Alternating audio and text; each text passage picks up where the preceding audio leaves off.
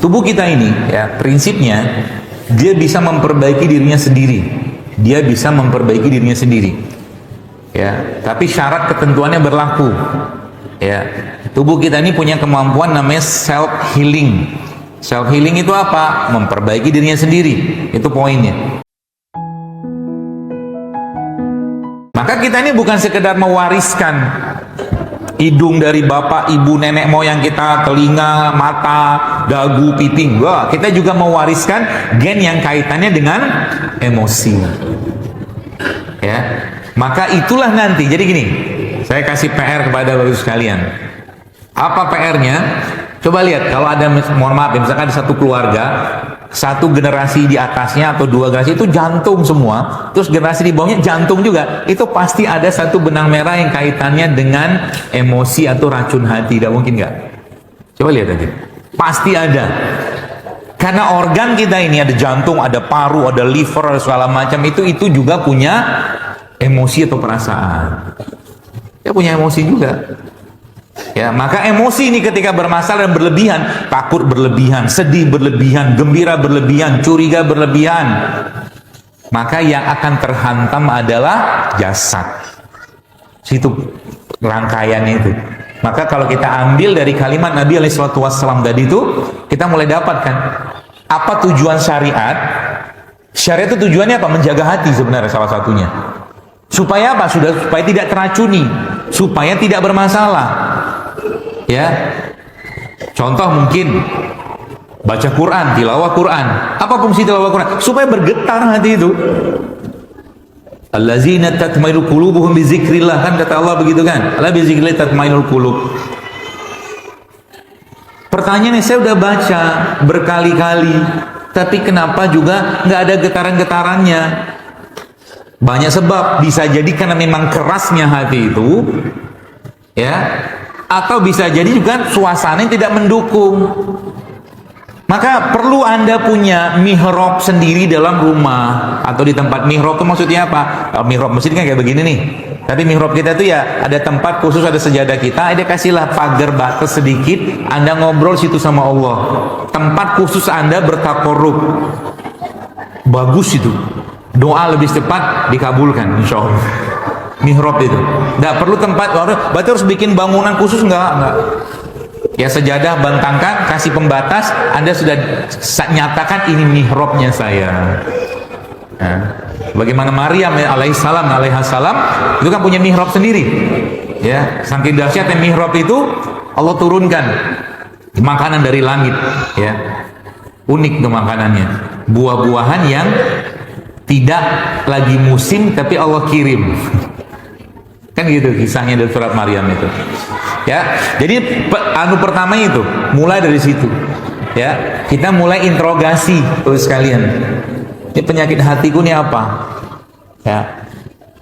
Mulailah dari penyebabnya apa? Penyebabnya adalah semua pelanggaran syariat yang kita kerjakan itu pasti akan membuat hati kita bermasalah cepat atau lambat, sedikit demi sedikit. Pasti. Contoh nih, banyak ngomong itu penyakit, apalagi ngomongnya bermanfaat. Ya, banyak ngomong itu penyakit. Ngomong aja terus kerjaan. Ya, nggak penting ngomong aja terus. Ya, ibu-ibu nih, makanya kalau ketemu dengan teman-teman yang obrolannya, jadi mulai kita filter. Obrolan yang nggak bermanfaat, stop. Nggak usah bergabung di situ. Cari obrolan yang lebih bermanfaat. Mulai itu masuk. Makanya beberapa sebab penyakit lemahnya iman atau hati, kata Ibnu Qayyim al-Jauziyah rahimahullah, itu adalah salah satunya apa? Tadi kan banyak makan. Banyak makan obatnya apa? Puasa. Banyak ngomong, banyak zikir saja. Maka Nabi Zakaria alaihissalam waktu minta tanda, ya Allah, apa tanda bahwa istriku sudah hamil? Apa jawaban Allah dalam Al-Quran kepada Nabi Zakaria alaihissalam? Kau tidak bisa ngomong kecuali berzikir. Dia ngomong sama kaumnya kan, kata Nabi Zakaria, kalau nanti aku udah bisa ngomong apa-apa lagi, kata Nabi Zakaria, dan cuma bisa berzikir, berarti istriku sedang hamil. Dan kalau Anda pelajari nih ibu-ibu nih, ya subhanallah ya, kita lihat pelajaran hamil itu dalam Al-Quran, sebagian besar yang saya ketahui hamil dalam Quran itu hamilnya abnormal semua. Abnormal. Kenapa abnormal? Nabi Zakaria dengan istrinya umurnya kalau nggak salah sekitar 80-90 tahun. Beliau juga sudah usia sekitar 90-100 tahun seingat saya. Udah nggak normal kan? Tapi bisa. Ya, Maryam sama. Sarah istri Nabi Ibrahim alaihissalam juga sama, sudah menopause. Jadi bab tentang hamil itu bukan bab urusannya kita. Makanya kalau baca kitab-kitab ulama zaman dulu ya, itu ada yang dalam kandungan tuh lebih setahun, Bu. Ada. Keluar-keluar sudah pakai gigi. Ada. Saya pernah dapat kitabnya itu. Tapi jadi ulama. Ya, maka mengeluarkan janin ya, bayi itu dari kandungan itu bukan karena kekuatan kita. Kalau Al-Quran mengatakan apa? Itu urusannya Allah mengeluarkan dari perutnya, benar kan? Maka jangan panik, minta sama Allah, ya Allah keluarkan kalau sudah waktunya. Apalagi waktu hamil itu kan bayi ngerekam. Nah, ini pelajaran lagi nih. Karena sekarang katanya bab tentang hutang pengasuhan, luka pengasuhan kan itu. Maka waktu hamil itu ibu-ibu jangan banyak hal nggak penting dipikirin. Jangan emosinya itu nggak terjaga. Maka disuruh apain? Banyak diam, banyak zikir, banyak kebaik-baikan, sedekah segala macam. Supaya apa? Janin itu seperti waktu di dalam kandungan itu seperti piringan CD itu loh, dia ngerekam apa yang dirasakan oleh emaknya. Ya, maka dia akan rekam itu. Maknya sedih dia tahu, maknya bahagia dia tahu, maknya lagi dicaci dihina dia tahu. Maka anak misalkan sang ibu dicaci, misalkan dihina, dimaki oleh nggak tahu oleh siapa gitu ya, maka anak itu ngerekam. Maka hati-hati dengan kalimat, apalagi waktu hamil. Ya, termasuk juga kalau lagi pengen apa, kalau bisa fasilitasi aja. Bahasa kita namanya apa? Ngidam. Ya, asal jangan ngidamnya logam mulia aja. Ya, ngidam rujak apa-apalah. Fasilitasi aja, kayak keinginan itu ya. Nah, udah 1:30, belum ada setengah materi. Oke ya, jadi bagaimana cara kita memperbaiki hati itu sekalian? Maka jawabannya perbanyaklah ibadah. Apa aja, zikirnya dibanyakin, tilawahnya dibanyakin, sodakohnya dibanyakin. Jadi semua ibadah itu pada akhirnya akan memberikan kebahagiaan dan kebaikan dalam diri seseorang. Itulah yang nanti perlahan-lahan akan mengikis penyakit hati kita. Kenapa? Karena lama-lama tauhidnya akan kokoh. Kalau sudah sampai tauhidnya akan kokoh, gak banyak lagi permintaannya. Hatta itu waktu sakit, Anda bacalah doa-doa para nabi itu kalau mereka lagi kesulitan, adakah permintaan? Gak ada. Gak ada permintaannya.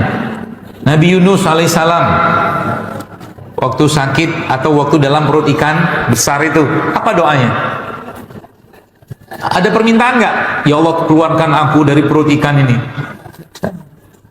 Itu menunjukkan apa? Menunjukkan dia sudah punya kekuatan hubungan yang baik sama Allah. Sehingga apa? Kalimat tauhid itu saja sudah cukup membuat Allah akhirnya menurunkan pertolongannya.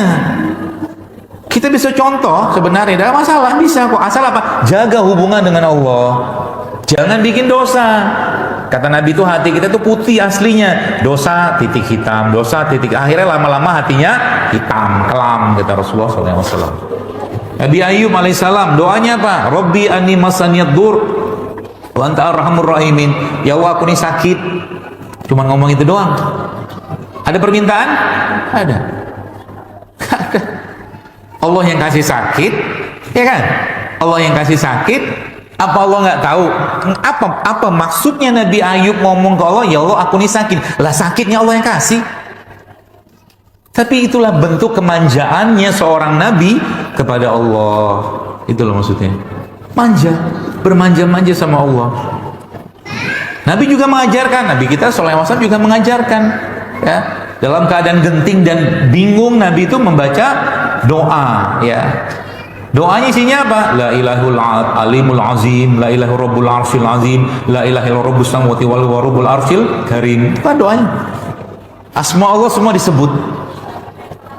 Ya, itulah tanda si hati ini sudah mulai terkonek dengan Allah. Jadi urusan penyakit itu sebenarnya gampang, beneran gampang, susah, bukan sulit yang kita bayangkan sebenarnya. Ya, karena bisa jadi, ya lihat nih, berarti tadi nih makanan ruhnya kan dapatkan. Makanan ruh itu berarti apa?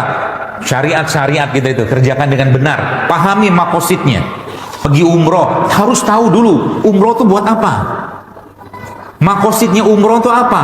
Haji itu apa? Jangan sekedar umroh, pergi umroh, foto-foto depan Ka'bah, depan multazam, cenganges-cengenges, pahala umroh pun dapat. Enggak.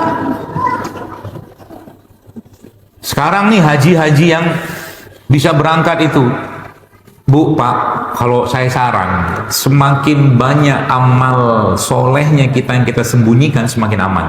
Serius. Karena iblis itu paling pandai menggoda kita.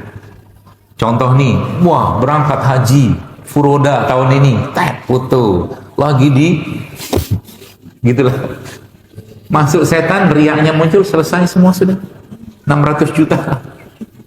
Paham maksudnya ya?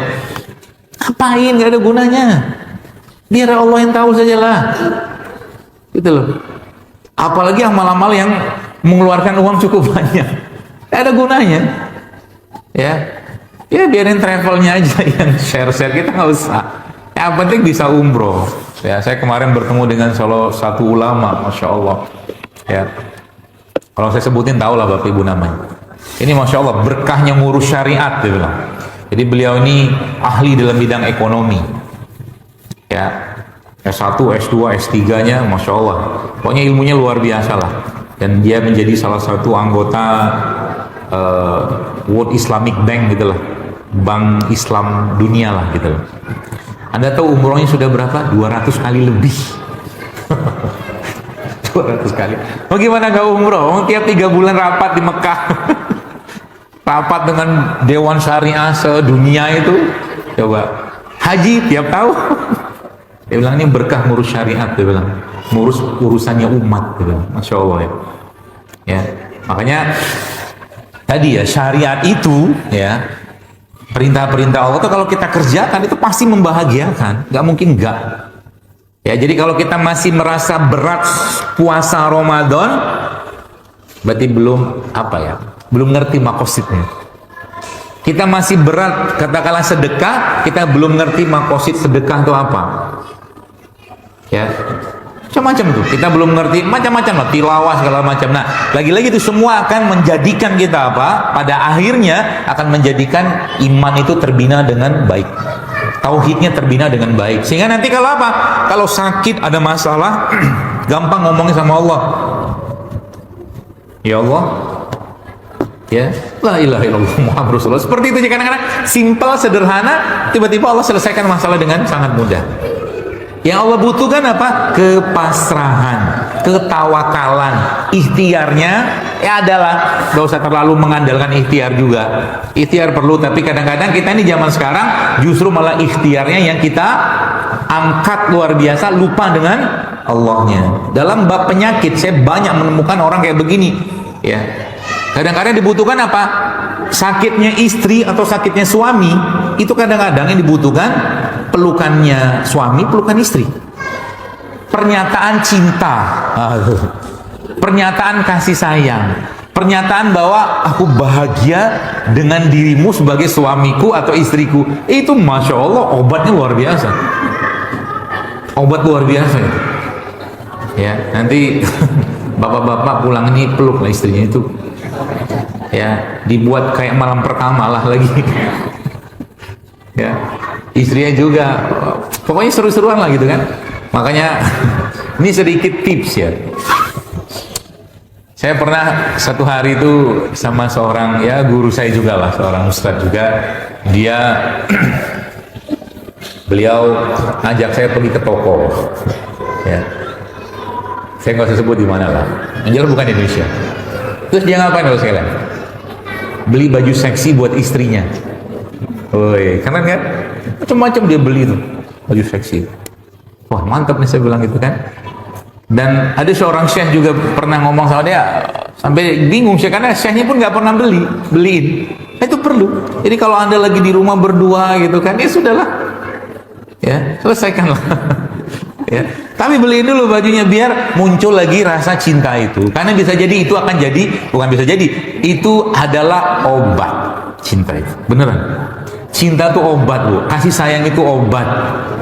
Ya, kepedulian itu obat, menghargai itu obat. Ya, kita tuh kadang-kadang, contoh begini. Lihat nih. Misalkan ya ada seorang bapak-bapak, ada seorang suami, dia kena darah tinggi. Dia datanglah ke ahli pengobatan terkenal, sudah dijelaskan begini, dan obatnya begini dengan diagnosa yang boleh katakan tepatlah dan dia ahli sekali.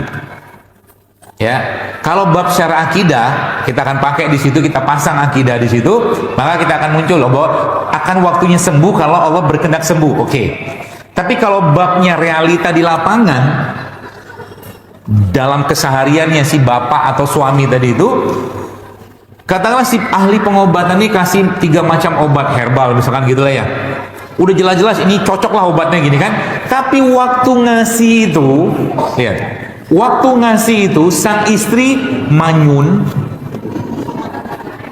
ngomelin suami, sudah tahu kayak begini masih juga wah gitu lah misalkan. Maka suami tadi ketika makan itu kan terhina dia, tertindas dia, terzolimi dia, teraniaya dia. Ya gitu makanya sering saya bilang, ya guyon saya itu kadang-kadang ada orang ya, bapak-bapak makan emping 1 biji, 1 keping emping, habis itu naik asam uratnya. Itu doang. Kenapa bisa muncul kayak begitu? Karena waktu, mungkin ini ilustrasi saja, waktu dia makan emping itu, istrinya bilang sudah tahu asam urat masih juga makan emping lagi. Maka empingnya tadi akan menjadi emping yang menindas sang suami, meskipun yang dimakan cuma 1. Kalau dalam bab tema pengobatan yang saya pelajarin, suami yang kena asam urat itu suami yang teraniaya. Sama juga kalau istri yang kena, itu suami yang atau istri atau suami yang teraniaya atau tertindas. Kalau dalam babnya kalau pakai urusannya emosi gitu kan. Baik, sampai sini ya. Jadi mulai tadi makosidnya hadis Nabi SAW ya tentang kolbu tadi, obatnya apa, tek gitu. Ya, jadi nanti mulai sekarang Anda interogasi, Anda introspeksi kita semua, ini penyakit hatiku apa? Jangan ini teruskan ke generasi berikutnya. Inilah yang namanya penyakit keturunan. Ya, penyakit keturunan. Saya beberapa waktu lalu ketemu dengan seorang bapak-bapak dan ibunya, dengan istrinya. Kebetulan beliau ya pas lagi saya ada di kafe waktu itu, janjian. Kafenya nanti kapan-kapan boleh main, kafe JSR namanya, di Jati Asih. Nanti kapan-kapan main, itu di depan ada standnya itu. Ini nanti malam juga ada rombongan ibu-ibu dari Jambi. Ada 38 orang, mereka naik bus pergi tur masjid ke masjid. Nah, baguslah saya bilang. Lama itu perjalanannya dari Jambi, Bandung, Jogja, nanti Jakarta. Nanti malam mereka sebelum masuk Merak mampir dulu ke kafe. Nah gitu. Saya senang, kenapa? Ya baguslah tur masjid ke masjid, nanti kalau bisa di masjid nanti cari ulamanya, kiainya, ya minta tausiah. Jadi perjalanan itu berkah gitu loh. Nggak cuma sekedar perjalanan biasa. Nah, bapak itu cerita bawa lab istrinya. Jadi ceritanya apa? Ceritanya adalah menurut hasil lab itu dan penjelasan yang menanganinya, ini harus dioperasi. Terus saya bilang sama bapaknya, Pak, saya bilang, menurut bapak, istri bapak ini sakit nggak? Enggak. Lah kenapa dioperasi? Saya bilang, operasi pun jantung, kata dia begitu. Oh ya, oke. Terus kenapa mau dioperasi? Ya, saya tahu. Ya sudah, kalau memang tidak perlu dioperasi, ya sudah. Tapi ini serah bapak sih ya, menurut saya itu kan. Tapi saya pengen cari tahu dulu, saya bilang. Ngobrol sama dia. Singkat ceritanya, jadi dia cerita, bapak ini cerita bahwa dulu dia dididik banget sama bapaknya itu keras sekali. Pokoknya dimarahin lah, macam-macam lah, maki-maki gitu-gitu lah ya. Sehingga itu apa ya, harusnya sih menurut saya nggak boleh, tapi itu akhirnya kayak nyambung ke rumah tangga sekarang. Akhirnya sama istrinya itu sering masalah gitu loh. Nah itu saya bilang babnya. Jadi saya bilang sama dia, istri bapak ini cuma butuh cinta, saya bilang, butuh kasih sayang, butuh penghargaan, butuh kepedulian, udah itu aja obatnya, beneran deh. Kan emang dari lab normal semua. Cuman dia sering mengeluh macam-macam tuh keluhan tuh, jantung yang berdebar gini gitu, mimpi buruk. Ini bukan jin, saya bilang, ini kurang pelukan. Nah gitu ya. Jadi kalau ibu-ibu nanti lagi berdebar-debar, peluklah suami ibu. Bapak-bapak juga peluk yang lama. Berapa lama? 20 detik. Menurut risetnya begitu. Ya.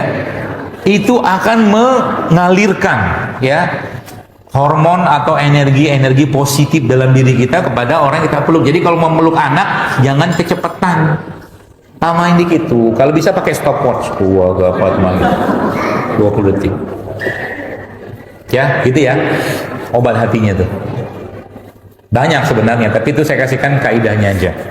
Nah baru kita masuk ke makanan.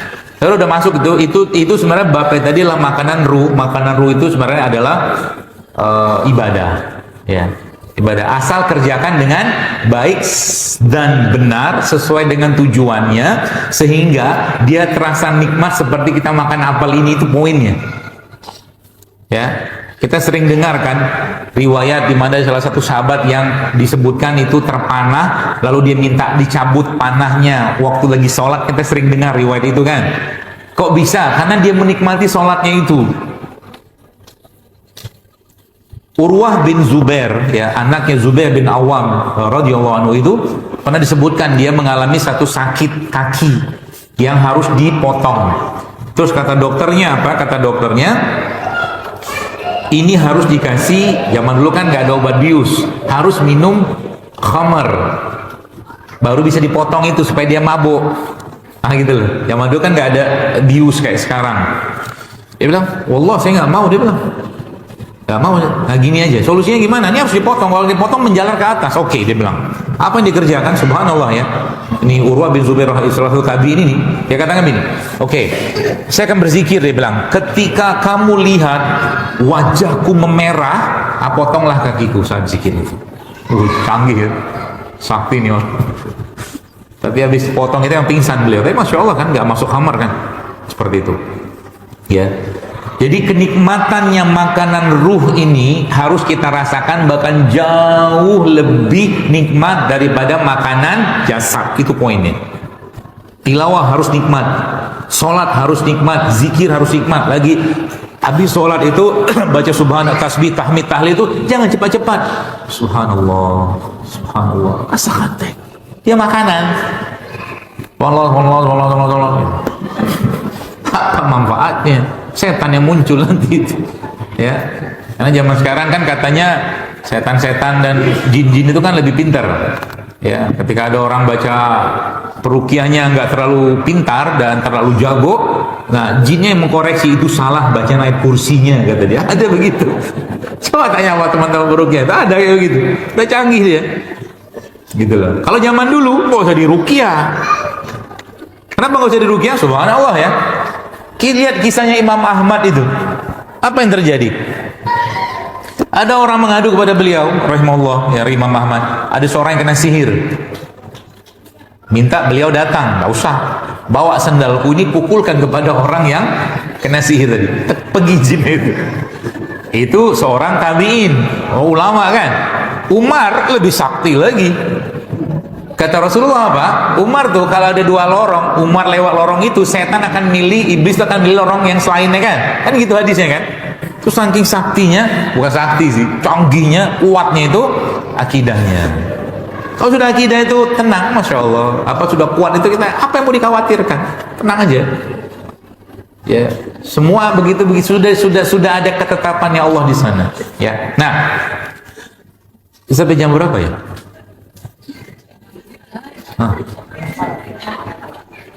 Oh, 5 menit lagi.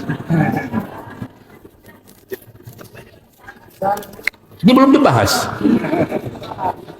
Gimana kalau nggak ada pertanyaan? Kita bahas materi aja. Oke ya? Mas kan sampai jam 3-an lah kita kan, insya Allah ya. Kita ngomongin. Nah, lalu, ini saya tutup aja nih. 5 menit lagi. Jadi mulai sekarang, tadi mudah-mudahan Bapak Ibu dapat pesannya ya, supaya penyakit keturunannya bisa dipotong. Jantung, kencing manis itu tampakan penyakit fisiknya, tapi sesungguhnya ada juga yang diturunkan dari orang tuanya kita. Nah kalau sekarang, kalau dalam bab rukyah merukyah, mereka sebutnya jin nasab. Ya juga, ada sih, memang ada, kita akui memang ada. Cuman kalau saya gak usah langsung ke sana dulu. Ini bisa jadi makanan jiwanya yang kurang. Makanan jiwa itu dalam bentuk apa misalkan? Tadi, cinta, kasih sayang. Termasuk juga misalkan istri itu kan dia suka jalan gitu kan, dia kalau memang tidak melanggar syariat dan memang tidak ada fitnah untuk dia pergi jalan, izinkan saja jalan, karena itu makanan buat dia ya. Apalagi misalkan istrinya ekstrovert misalkan ya, yang sukanya keluar kan gitu loh, suruh pergi jalan aja enggak apa-apa gitu loh ya. Nah, baru masuk ke bab tentang makanan jasadnya ya. Jadi makanan jasad ini pun lagi-lagi kalau dia diiringi ya, diiringi dengan apa? Diiringi dengan kecurigaan, paling banyak itu ya. Maka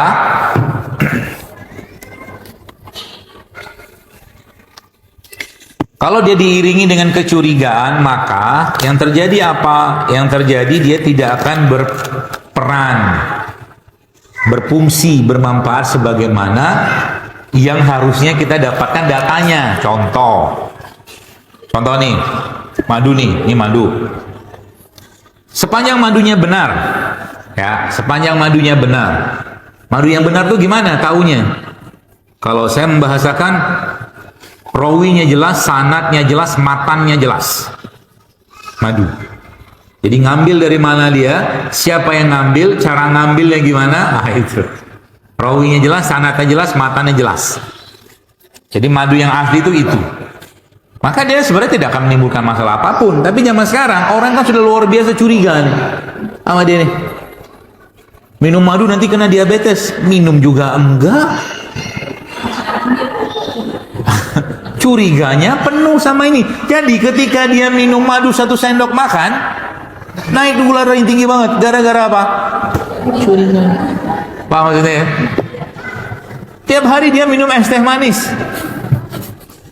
Teh manis, minum kopi segala macam. Enggak, dia bahas itu bisa bikin kencing manis atau penyakit-penyakit yang lain. Gitu loh. Ya. Makanya makanan ini kayak begini pun kalau Anda makan, makalah dengan tenang. Makalah tanpa curiga. Ini contoh nih, kunyit. Nih. Berapa banyak orang yang curiga sama dia? Curiga? Oh, ibu-ibu, kalau saya bahas ini, pasti pertanyaan itu standar. Kunyit itu bikin rahim kering nggak? Itu aja bolak-balik. Saya kemarin ngisi di sebuah tempat, saya bilang, ada lain tanya, ini karena memang orang profesional. Dia tanya beginilah, bagaimana keamanannya mereka ini, kunyit, jahe, segala macam begini. Saya bilang, setahu saya di Indonesia, saya belum pernah baca di berita ada orang keracunan jahe. Nggak ada. Ada kan? Ada. Nggak ada orang keracunan apalah. Tadi kunyit nggak ada. Yang ada apa? Kecurigaan terhadap mereka. Tak tahu saya. Lo minumnya juga cuma sejempol, setelunjuk. Kunyit ini, mana kunyit tadi? Kunyit ini setahu saya nggak salah sih. Dosis maksimalnya sehari dan bisa menimbulkan efek tidak baik itu, sehingga saya itu kalau Anda minum sehari itu 200 gram atau 2 kilo, banyak banget itu. Nih, saya kasih lagi ilmunya.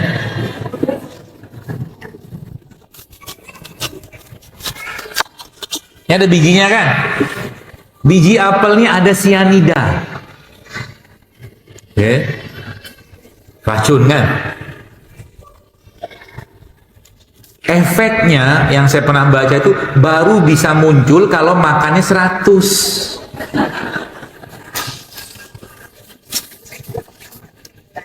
Jadi sekarang itu kita itu subhanallah, mereka ini pun dicurigai. Kalau saya minum air kelapa nanti kena ginjal nggak?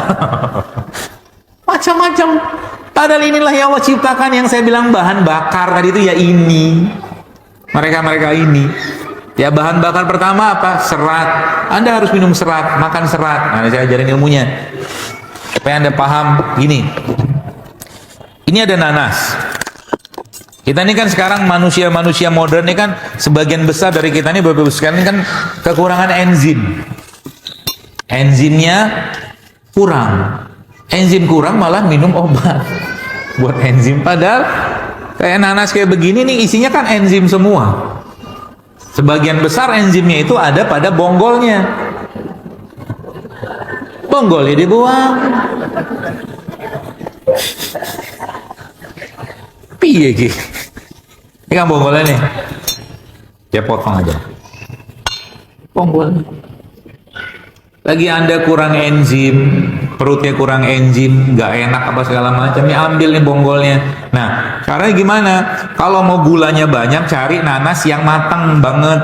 Kan gulanya banyak tuh. Ya, kalau nggak mau gulanya banyak, cari nanas yang mengkel. Bahkan kalau bisa masih hijau. Jadi gulanya nggak banyak, sehingga nanti Anda makan nanas, gula darah Anda pun nggak terlalu tinggi, meskipun itu udah masalah. Ya, tapi bonggolnya ini Anda ambil dulu, potong tuh, tok, makan bonggolnya, cocolin garam. Bagus buat enzim pencernaan. Mudah nggak? Mudah. Gitu ya. Nah, ini ilmunya. Nanas kayak begini, jadi buah-buahan kayak begini Bapak sekalian ya. Nanas ini aja yang saya ketahuin.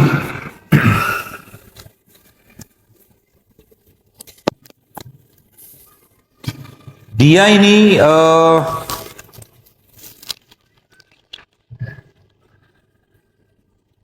inti selnya. Kandungan intinya, nanas ini kan kalau Anda kita buat bahasa kita kan dia makanan asli kan, real food bahasa kita kan. Dia real food, makanan asli Allah ciptakan. Tapi intinya saja cuma 30% intinya sel.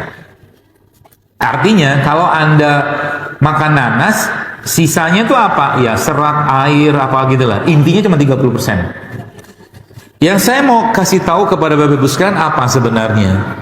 Yang saya mau kasih tahu, ini makanan asli saja cuma 30% inti atau nyawanya.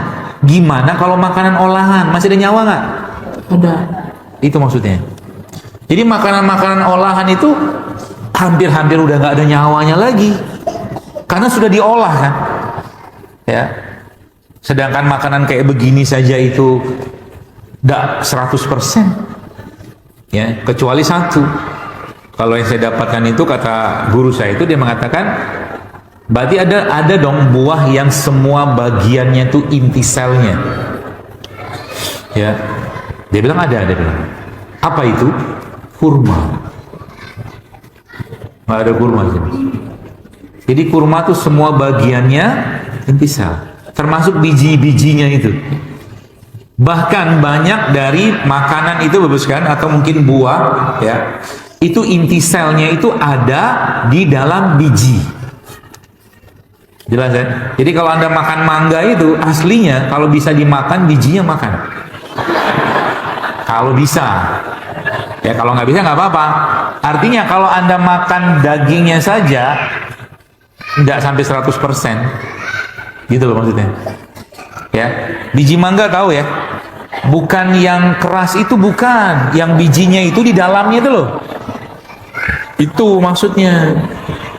Itu ada sepet-sepetnya itu. Jadi kalau makan durian, kan orang Jawa dulu kan makan itu ke beton apa kalau nangka itu kan. Itu dimakan karena intinya di situ. Ya. Jadi kalau makanya bab ini kalau diteruskan, maka kalau Anda beli buah, belilah buah yang ada biji. Karena intinya di situ. Ah gitu. Nyawanya itu di situ. Ya. Jadi kalau ada orang misalkan gini kan, dia bilang saya mau hidup sehat, pergilah beli dia jus kemasan di toko, ya. Kenapa mau kasih surat lagi? Nanti dimarahin jemaah. Dia pergilah beli jus di toko, ya. Apa kayak sirup apa gitu kan? Itu kira-kira masih ada nyawanya nggak? Jadi kalau Anda, ini bahan baku kita nih mau tiap hari, tubuh kita nih mau berisi, maka makanlah real food tiap hari. Bahasa real food itu sederhana. Semua yang Allah ciptakan tumbuh di tanah yang kita kupas, itulah real food. Gitu loh. Ini kan kupas, atau kita petik asli. Anda udah tahu kok aslinya. Jadi sekarang kalau saya sekarang jelaskan kepada Bapak Ibu sekalian, misalkan seorang itu makan nasi goreng misalkan. Nasi goreng, satu piring. Ya. Misal. Ada temannya, kerupuk. Ya ada kerupuk kan? Terus ada temannya lagi bakwan. Ya. Terus habis itu haus. Minumnya teh manis. Coba lihat, kita urai sedikit. Misal ini nasi goreng. Nasinya gula, karbohidrat kan. Tepung apa? Kerupuknya gula lagi. Bakwannya gula lagi. Minumnya gula lagi. Makanya habis makan lemot, ngantuk. Jadi yang paling banyak serat di nasi goreng itu apa? Acarnya. Betul? Sama satu sayuran yang sering kita kecewakan dia. Daun selada. Selada nggak sih? Yang hijau-hijau itu? Buat hiasan. Nasibmu. Padahal sumber seratnya di dia. Jadi kalau sekarang Anda mau makan nasi goreng, saya kasih ajar cara makan nasi goreng yang sehat. Mau? Gak usah. Nasinya 2 sendok saja.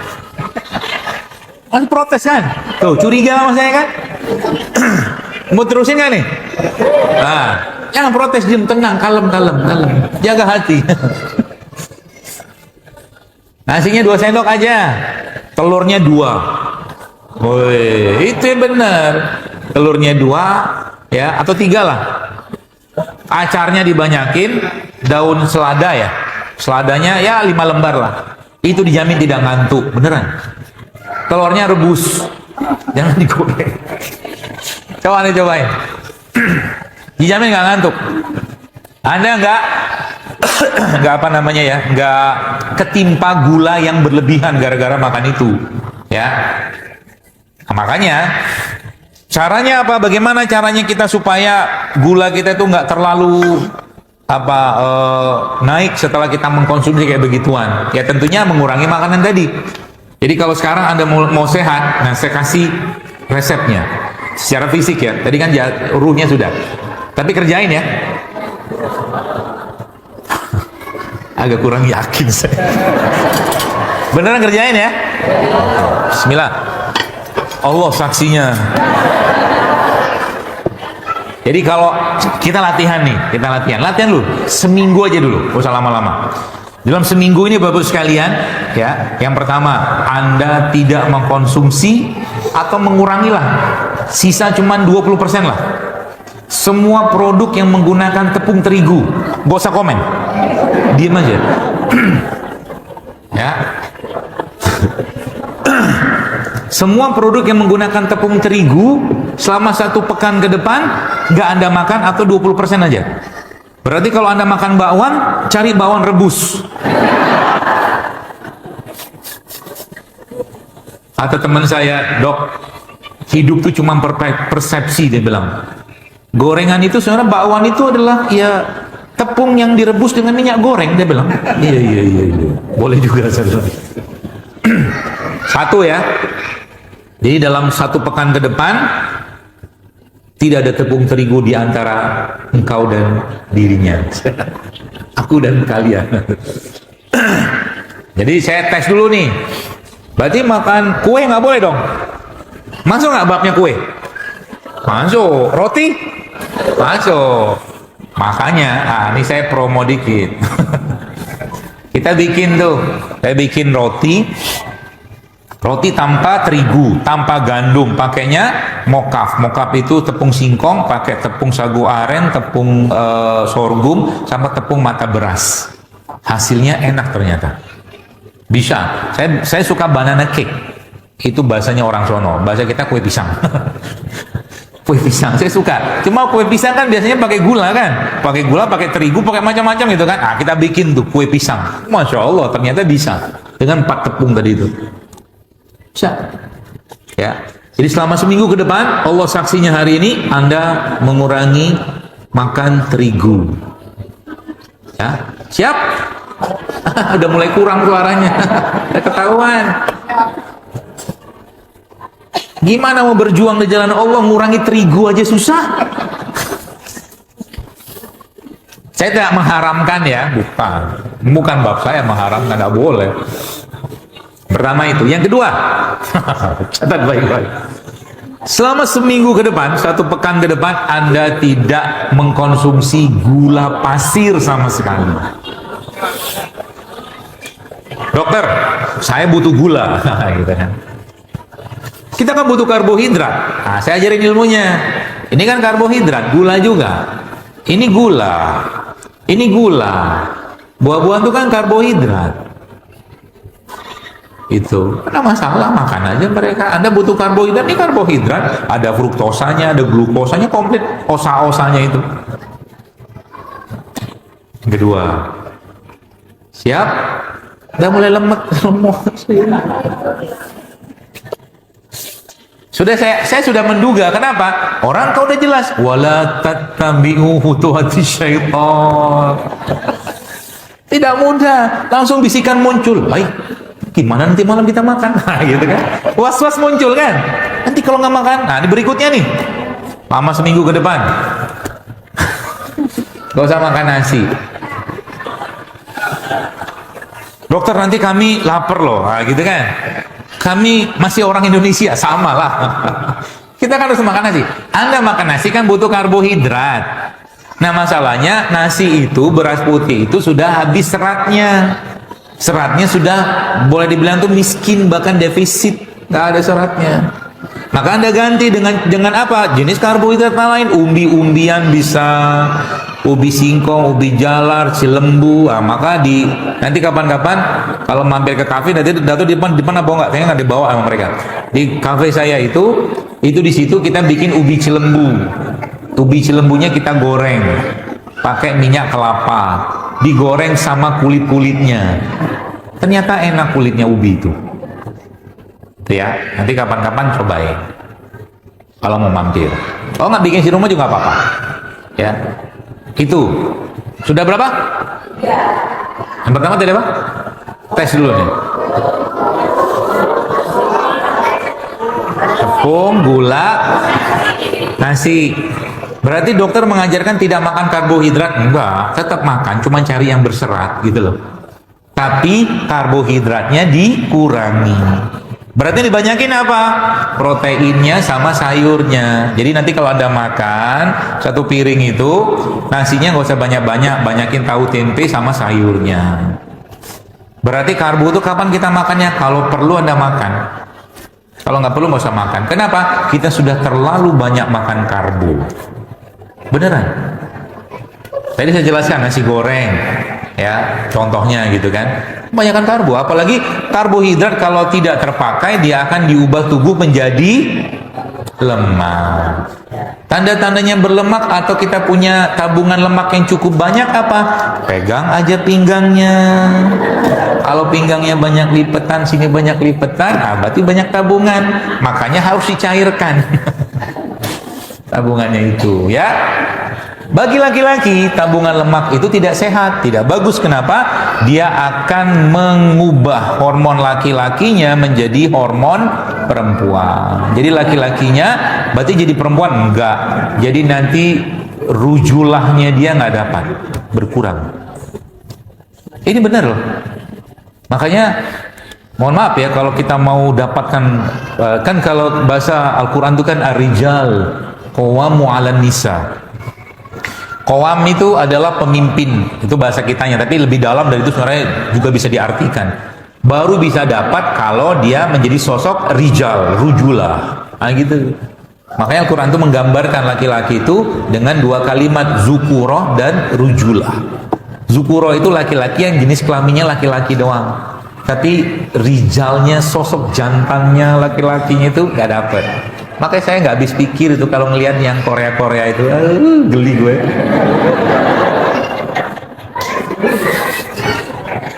Putih gitu kan, bibirnya merah, ya apa laki-laki kayak begini?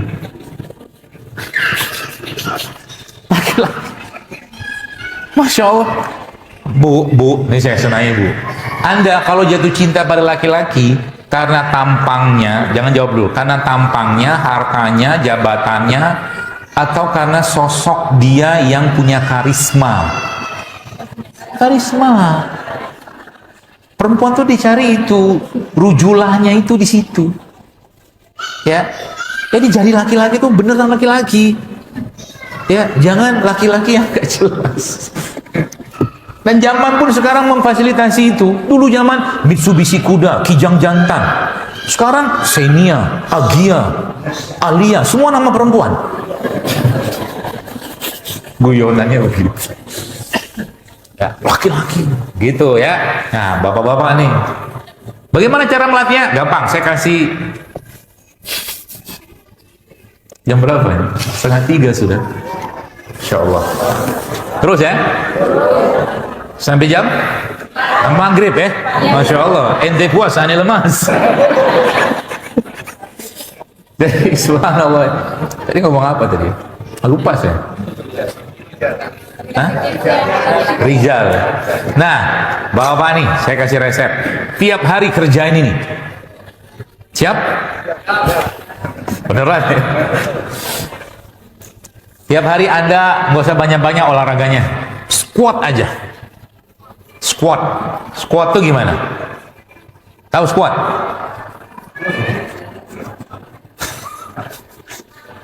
Masa saya praktekin? Nggak apa saya praktekin ya. Tapi janji praktekin ya. Di rumah. Berapa kali sehari minimal? 20 kali sehari. Tiap hari kerjain. Supaya Anda testosteronnya makin beradab. Makin bagus. Squat tuh begini. Anda pegang beban lah ya. Pegang beban. Apa kayak, jangan istri dipegang. Ini boleh, atau yang 600 mili juga boleh. Pegang di depan begini. Anda turun 20 kali. Ya, nanti sini panas nih. Itu nanti mulai tuh dapat testosteronnya, ininya makin kuat, sehingga nanti istri bahagia. Gitu ya. Mau ini lebih berat lagi boleh, Anda ambil yang berapa kilo, 5 kilo, 10 kilo, Anda begini juga boleh. Gitu. 20 kali, nggak usah banyak-banyak. Ya, semakin banyak, ya makin bagus. Pegel nggak? Pasti pegel.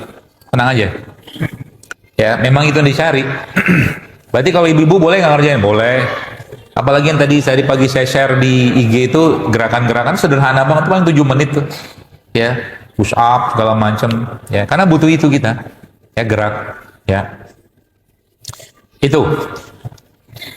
Berarti ya bab pertamanya, tema pertamanya, sorry, 3 tadi kan, terakhir. Belum selesai hukumannya, bukan hukuman sih. Belum selesai. Yang terakhir apa? Minyak goreng. Minyak goreng. Berarti itu dokter tidak menyarankan digoreng, nggak apa-apa. Dokter, saya pakai minyak goreng nggak, pakai di rumah minyak kelapa aja. Ya. Berarti kalau nggak digoreng bisa diapain?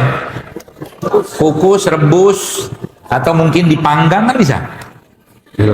Ini judulnya latihan, ya.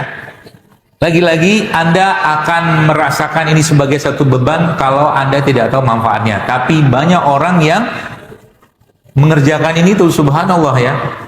Sakit dengkulnya hilang, badan makin fit, banyak. Itu saya bilang mudah sebenarnya kalau kita mau. Ya. Jadi berapa tadi? 4. Mulai malam ini. Janji ya?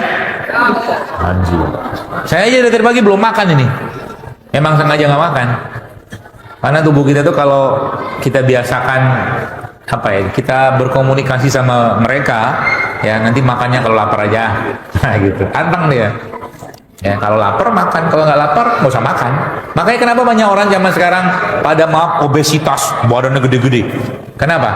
Kebanyakan makan. Udah titik gitu aja. Nggak lapar makan, lapar makannya sudahlah double ya. Ya, jadi kalau sekarang saya tes nih. Apa tesnya? Tesnya berarti kalau misalkan Anda makan pizza. Pizza itu masuk makanan sehat nggak? Dia makanan, tapi kalau bilang sehat sih enggak lah. Kenapa nggak sehat? Sudah mulai paham ya? Nah itu ilmunya. Gitu. Berarti kalau saya mau bikin roti, boleh nggak? Boleh. Coba cari roti yang ada serat, yang tidak pakai gula pasir. Nah gitu.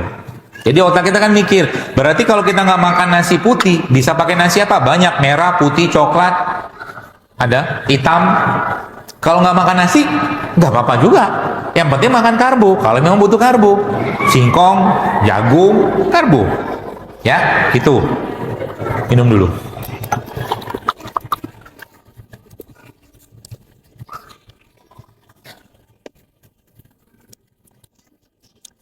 Berarti sudah nih, 4 nih dikurangin. Stop kalau boleh. Ya. Selanjutnya apa? Masukin serat. Masukin serat. Serat itu Bapak Ibu bisa dapatkan di mana? Paling gampang buah dan sayur. Udah itu aja deh. Jadi dalam bab menu makanan Anda tiap hari masukin buah dan sayur. Kalau Anda tanya sama saya, dokter buahnya paling suka apa? Saya nggak usah jawab. Buah lokal aja. Saya paling suka manggis. Kenapa saya suka manggis? Karena manggis nggak disemprot-semprot. Betul? Manggis kan tumbuhnya alami aja. Capek dia nyemprot ke atas. Ya itu masih masuk buah yang kalau saya sebutnya itu clean fruit, buah bersih itu. Bersih maksudnya apa? Nggak ada pestisida, nggak ada apa, kan tumbuhnya alami organik aja tuh. Makanya tadi sebenarnya hari ini saya mau bawa mangga. Saya baru dikirimi mangga dari sahabat saya dari Jawa Timur, namanya mangga podang. Mangga podang ini di Jawa Timur, di Kediri terutama, itu mangganya tumbuh alami aja. Ya, nggak kayak zaman sekarang mangga. Anda beli mangga harum manis di toko buah, udah karbitan semua itu, sebagian besar. Makanya rasanya agak-agak berantakan. Ini mangga ini buka dia punya kotak itu, dikasih kotak besar itu kan, terus cium aromanya. Bayangin aja lah dulu. Itu aslinya mangga itu. Ya, seperti itu ya sekalian ya. Nah buah-buahan, berarti buah-buah ini buah dan serat itu masuk menu wajib ya Anda tiap hari. Kapan dimakannya? Sebelum Anda makan. Sebelum Anda makan berarti kita sehari berarti makan berapa kali? Tergantung kebutuhan. Nggak ada ceritanya sebenarnya saya pahami juga tidak ada namanya makan 3 kali sehari. Kalau makan, kalau perlu makan, nggak perlu nggak usah makan. Itu ya. Makan 3 kali sehari, kalau satu hari 1 kali makan itu subhanallah ya. 1 piring berapa banyak kelebihan kalori kita. Gitu ya. Nah, buah dan serat. Ya. Makanya saya pesan ke DKM nih.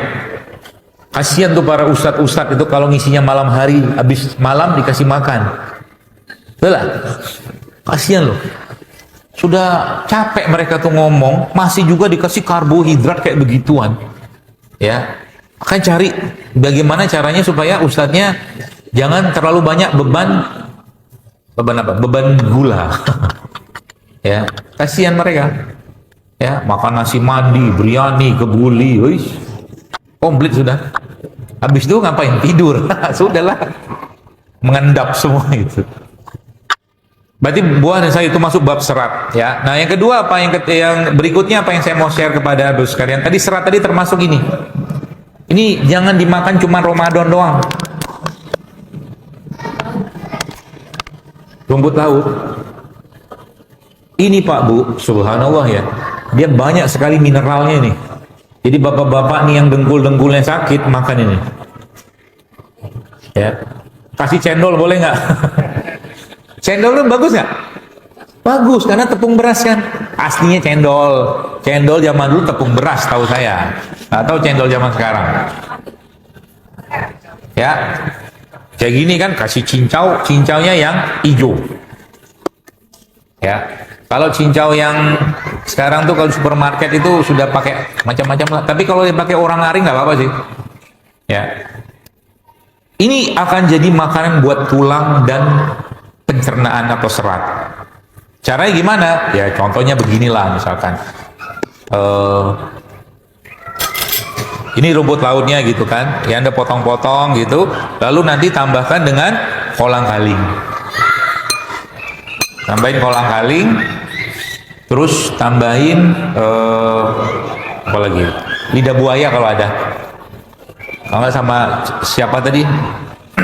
Siapa namanya? Apa tadi? Cincau ya, cincau, lidah buaya, kolang-kaling, rumput laut, ya. Terus kasih madu, ya. Udah makan. Bagus buat sumber serat, buat tulang, buat pencernaan, buat otak, buat jantung. Nah itu. Gampang kan? Gampang. Asal jangan kasih sirup.